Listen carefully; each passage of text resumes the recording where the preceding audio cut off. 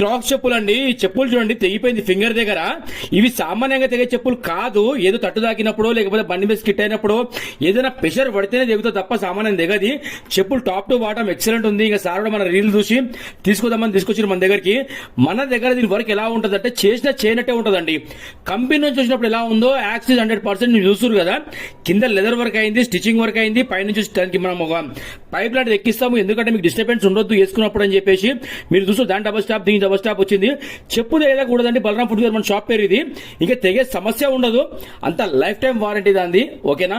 Work చూడండి ఇలా అయ్యింది.